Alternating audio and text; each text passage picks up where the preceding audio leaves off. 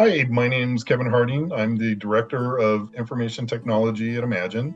I've been here at Imagine for 21 years, I think, this year, a little while.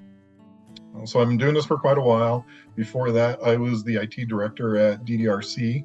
So I've been involved with both technology and the IDD space for many, many years.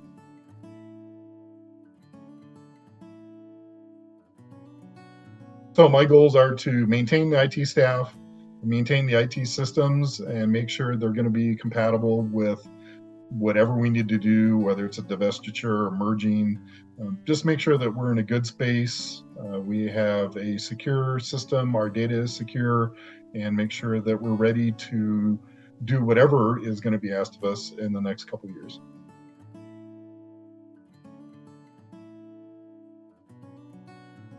I feel the best way to communicate with employees is straightforward, and I try to add a little bit of humor.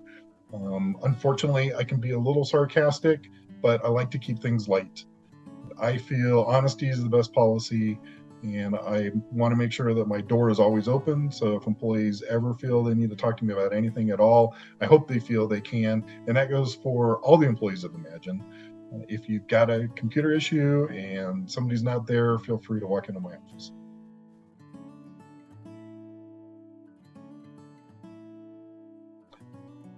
So this coming year, one of the projects I look forward to working on is moving Imagine to Office 365.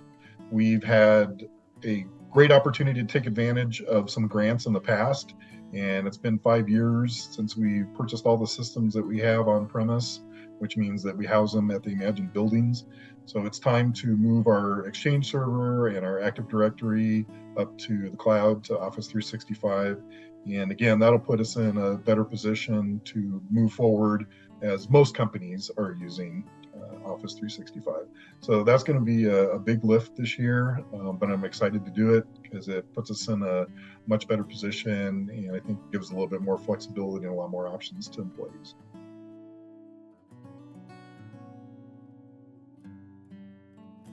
Some of the things I like to do to avoid burnout include going camping, getting out in the wilderness. I like mountain biking. I have several toys. So I have a drone, got a couple remote controlled airplanes, I got a remote controlled car. I'd like to go out and either run those just on my street or run them when we go camping. Also like to go hunting in the fall. So for me, avoiding burnout is just kind of stepping away, unplugging, whether it's spending the weekend binge watching something on Netflix or going up to the mountains and going for a hike.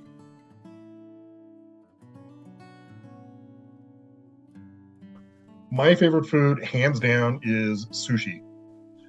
I was on a road trip after high school with a friend visiting my uncle in California, and he took us out for sushi, and I've been hooked ever since. I love nigiri mostly, but I like specialty rolls. Benihana has a Las Vegas roll, but for me, it's fatty tuna, salmon, octopus, just nigiri style, and a little bit of soy sauce, and I love it. If I could have sushi every night for dinner, I would.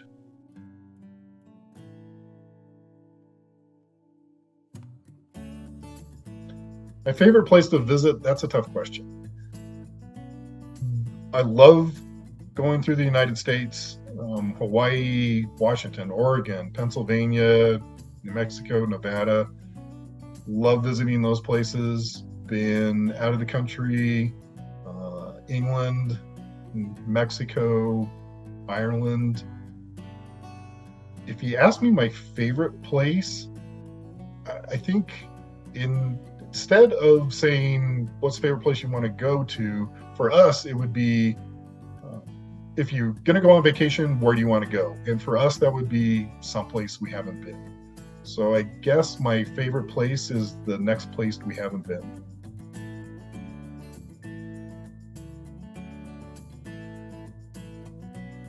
One thing that people may be surprised to learn about me is, and the reason I'm saying this is that it came like in a conference call today.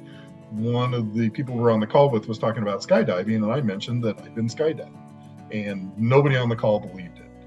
It was in Longmont. It was a Christmas present, and it was the first training step you take in order to get certified. So got to jump out of a plane with 2 instructors, did a bunch of things that you have to do, and then I pulled my chute, and they split, and I got to come down by myself, and it was a blast. I remember spinning around and going this way and that and doing circles, and then I realized, I'm losing a lot of altitude, so my time in the air was getting shorter. So I just kind of sick back and coasted down slowly. But it was fantastic. Hard to top.